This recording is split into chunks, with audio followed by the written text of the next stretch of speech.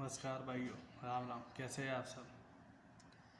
मैं हिमांशु कत्यार IAFP से और पिजन लवर एकेडमी में आज आपके साथ एक टॉपिक डिस्कस करने जा रहा हूँ। वैसे तो हम लोग इन चीज़ों को कई बार बात कर चुके हैं FB पे, है ना, ग्रुप पे, और इन बीमारियों को लेके कबूतर की ख़ास तौर पे जो बीमारियाँ होती हैं, आने वाले बच्चों पे जो बीमारियाँ आती है, 3-4 महीने का बच्चा होता है, 15 दिन का बच्चा होता है, 25 दिन का बच्चा होता है, बीमार हो जाता है, उसके बारे में बात करना चाहते हैं।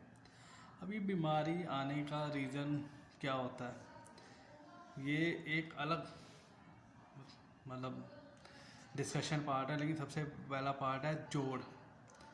सबसे पहले वो माँ बाप जो हमने लगाए हैं, क्या उनसे बीमारी ट्रांसफ़र तो नहीं हो रही, क्या उनके अंदर कोई कमी तो नहीं है जो बच्चों में जा रही है। ये चीज़ हमें बहुत ध्यान से समझनी पड़ेगी, इन चीज़ों के ऊपर बहुत ध्यान देना पड़ेगा। और कुछ 2-3 बातें आपको बता रहा हूँ, बस ज़्यादा आपने डिस्कशन में ज़्यादा चीज़ें नहीं सोचनी। ये नहीं सोचना कि मौसम बदल रहा है तो बीमार हो रहे हैं, है ना, बारिश होगी तो बीमार हो रहे हैं। ये रीज़न नहीं होते बीमार होने के। मैं आपको सही बताऊं, अगर आप ब्रीडिंग को बड़े गौर से समझेंगे और ब्रीडिंग में माहिर होना चाहते हैं तो इन चीज़ों से आपको निकलना पड़ेगा। ये रीज़न नहीं होते, है ना, बीमार होने के। इन चीज़ों को समझना पड़ेगा। सबसे पहले वो जोड़, वो पेयर जो हमने बनाया है, वो नर मादा जो हम आपस में मिला रहे हैं, क्या वो इतने स्ट्रॉन्ग है, क्या वो अपने लाइफ टाइम में बीमारियों से निकल के आए हैं, या उन्हें कभी कोई बीमारी नहीं हुई है। ये दोनों पॉइंट बहुत ज़रूरी है, बात को समझिएगा। जो बड़ बीमारियों में से ही होता आ रहा है, उस बड़ के अंदर कहीं ना कहीं कमी है। वो आज नहीं तो कल आने वाले टाइम में ब्रीड कमज़ोर डालेगा। जौन से बड़ बिना बीमार होते हुए आ रहे हैं आपके पास, उनकी एज, पहला है एज फैक्टर। कभी भी कोशिश कीजिए कि मिनिमम 2 साल से छोटा मेल ना हो और 3 साल से छोटी फीमेल ना हो। जब भी आपने पेयर डालना है पूरी कोशिश कीजिए। कई बार हमें ब्रीड बनाने की जरूरत पड़ती है तो हमें भी ये पंगे लेने पड़ते हैं, पर आपका पहला नज़रिया इस चीज़ में यही होना चाहिए कि कबूतर की नर की उम्र 2 साल से कम ना हो और मादा 3 साल से कम ना हो। मैंने भी कई बार ये गलती की है, नस्ल बनाने की जरूरत पड़ जाती है और वो बर्ड में ज़्यादा लॉन्ग टाइम मेरे पास नहीं चलते।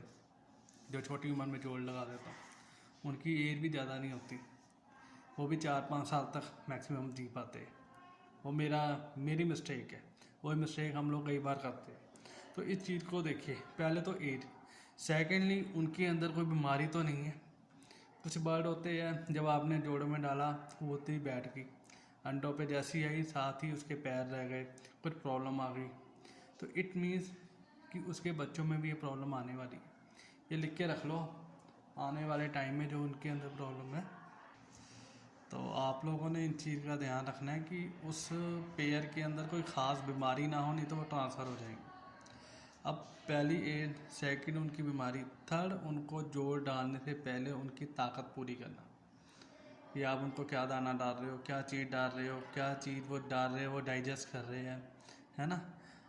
तो उसके लिए आपको कबूतर को डीवॉर्म करना बहुत ज़रूरी है। हम ताकत तो देते हैं जानवर को, बात फॉलो कीजिएगा, हम लोग बहुत अच्छी चीज़ें देती है, लेकिन क्या वो उसके शरीर को लग रही है। आज की डेट में ये डीवॉर्मिंग हौली हौली ज़रूरी बनता जा रहा है। आज से 10 साल पहले नहीं था, पर आज की डेट में डीवॉर्मिंग उड़ान लेनी है, कुछ भी करना है तो कबूतर के अंदर के कीड़े निकालना या कीड़े को मारना। वो कीड़े जो उनका खाना खा लेते हैं, खुद वो तगड़े या ताकतवर हो जाते हैं, जानवर कमज़ोर हो जाता है, हमारी दी हुई खुराक उनको लगती है, जैसे बच्चों के पेट में होता है। तो वो डीवॉर्मिंग करनी आपके लिए बहुत ज़रूरी है और डीवॉर्मिंग के 10 दिन बाद ही आपने जोड़े डालने।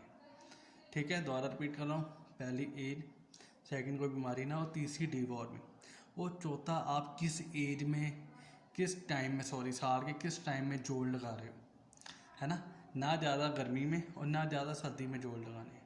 सर्दियों में आपने बच्चे लेने हैं तो सर्दियाँ शुरू होने लगी है तो आपने जोड़ लगाने हैं, और गर्मियों में लगाने हैं तो गर्मियाँ आने वाली है, यानी कि ज़्यादा गर्मी हो गई। फॉर एग्जांपल अप्रैल से आप जोड़ लगा के सोचो कि हम मई जून में बच्चे ले लेंगे, वो पावर नहीं बनेगी। अब मैं आपको सिस्टम अपना बता रहा हूँ, आप उसको फॉलो कर सकते हो और आज जैसे आपको ठीक लगे। हर जगह का, हर एरिया का एटमॉस्फेयर अलग होता है। अब फॉर एग्जांपल मैं जोड़ लगाना पसंद करता हूँ 15 जुलाई के बाद, यानी अगस्त फर्स्ट वीक में। तो मैं जुलाई फर्स्ट वीक में उन्हें डीवॉर्म कर देता हूँ। ठीक है भाई। तो 15 जुलाई के बाद मैं उन्हें जोड़ डाल देता हूँ। उसका बेनिफिट क्या होता है भाई, वो जो बच्चे निकलते हैं मेरे, वो अप्रैल तक अपने आप झाड़ के 10 कली हो जाते हैं। मुझे उनके पर खींचने की जरूरत नहीं पड़ती। हाँ, अंदर के आप पर खींच सकते हो। जो खुराक आपने पर खींचने पे देनी थी, खुराक वही चलेगी, है ना, लेकिन वो परों को नहीं, अब उनकी बॉडी को लगेगी। वो पट्ठे बहुत अच्छे उठते हैं। ठीक है। तो पहला मैं कब लगा रहा हूँ, उड़ान के बाद का, है ना, और वो जाके 15 नवंबर तक, नवंबर एंड तक मैं जोड़ तोड़ देता हूँ। उसके बाद वो जोड़ कब लगते हैं, 15 जुलाई के बाद। मौसम बहुत ठंडा है तो मैं फरवरी फर्स्ट वीक में, नहीं तो लोहड़ी के अगले दिन मैं वो जोड़े डाल देता हूँ। और पहली हफ्ता जनवरी का, मतलब 15 जनवरी के बाद जोड़ डालने थोड़े, तो पहले हफ्ते में मैं उसको डिवॉर्म कर दूँगा। यानी जोड़े वाले कबूतर 2 बार डिवॉर्म हो रहे हैं साल में। ठीक है ना। उससे क्या होता है, बच्चे आपके बहुत अच्छे पलेंगे, बच्चों के अंदर बीमारी नहीं आएगी।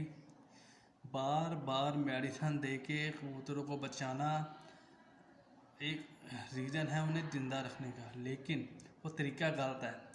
वो बीमार ना हो, हम उसके लिए भी बहुत कुछ कर सकते हैं। जोड़ अच्छे हो गए, जोड़ तंदुरुस्त हो गए, बच्चे अपने आप तंदुरुस्त निकलेंगे।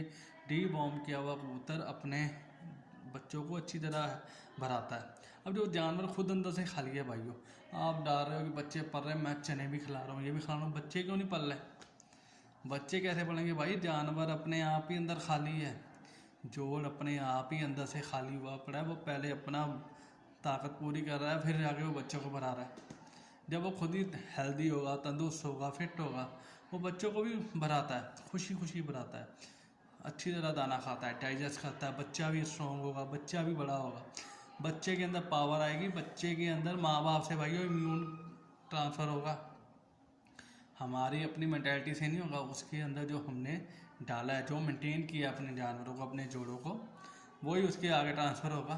तो फिर मैं अगेन रिपीट कर रहा हूँ, पहला एज, ठीक है, एज के बाद आपने क्या देखना है, बीमारी, ठीक है, और थर्ड आपने देखना है किस टाइम पे, किस मंथ में आप जोड़ लगा रहे हो। ना ज़्यादा गर्मी में जोड़ लगाना, ना ज़्यादा सर्दी में लगाना, ठीक है। चौथा उसका डीवॉर्म। और पांचवा में आपको जो चीज़ कह रहा हूँ वो क्या है, आपका दाना, जो आप बच्चों को डालते हो, जो जोड़े वालों को डालते हैं। हर सिटी का, हर जगह का दाना अलग होता है, हर बंदा अपने हिसाब से दाना मेंटेन करता है। लेकिन मैं आपको सिंपल सी बात बताऊं कि दाना जो मर्जी डालो, पर हर चीज़ थोड़ी थोड़ी डालो। क्वांटिटी के चक्कर में आ जाऊँगा, बहुत से लोग कल दाना चेंज कर देंगे।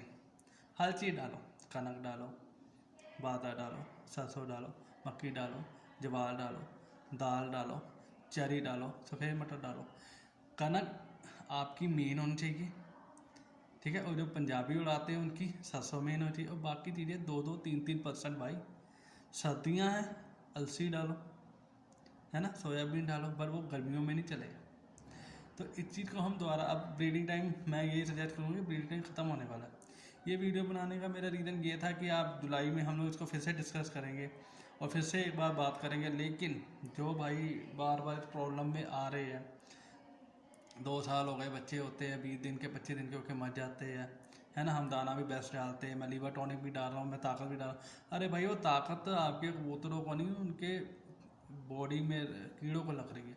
तो डीवॉर्मिंग आपने किए नहीं है, आपने जो उनसे जानवर जोड़ में डाले हैं वो स्ट्रॉन्ग नहीं है। तो अभी से हमने आने वाले जुलाई में जो ब्रीडर तैयार करने हैं, अभी से हम लोग उनको सोच के ही इन्हें हमने जोड़ों में डालना है।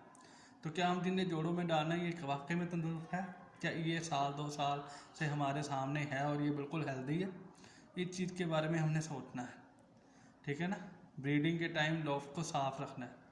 सिर्फ ये 4-5 पॉइंट रख के हम लोग अपने ब्रीडर निकालेंगे अपने कबूतरों में से और डीवॉर्म करके इस बार जोड़े डालेंगे। मेरा इस टाइम वीडियो बनाने का रीज़न सिर्फ यही था कि आप लोगों को आइडिया हो जाए कि हमने किस तरह से अपने ब्रीडर निकालने अपने कबूतरों में से, है ना। और ब्रीडर कौन से होने चाहिए आप समझ गए, एज फैक्टर के हिसाब से पहले चलो। ये नहीं कि इस साल पट्ठा बहुत उड़ रहा है तो उसे हम ब्रीडिंग में डाल दें। हाँ, बच्चे लेने हैं, अंडे लेके बच्चे किसी के वो नीचे सरकाने, डैट इज़ सेपरेट, वो अलग चीज़ है, आप मेरी बात फॉलो करना। और जो बच्चे पलाने हैं वो एक अलग चीज़ है। ठीक है ना। छोटी एज वाली कबूतरी की आप एक आध अंडे लेके एक बार चेंज कर दोगे, किसी और की नीचे लग दोगे, वो अलग चीज़ है। बट आपने उसको ब्रीडर तैयार करना है, तो ब्रीडर के लिए आपके पास के 4 बेसिक पॉइंट आपको पता होने चाहिए, और आप खुद देखेंगे कि आपकी ब्रीड खुद ब खुद स्ट्रॉन्ग हो रही है। ठीक है, आने वाले टाइम में और चीज़ों पर डिस्कस करेंगे। शुक्रिया भाइयों, चैनल को लाइक ज़रूर करो, सब्सक्राइब करो, शेयर करो, ताकि मेरा हौसला बढ़ता रहे और मैं इसी तरह बार बार आपके सामने आके इन टॉपिक पे बात करता रहूँ। शुक्रिया, आदाब।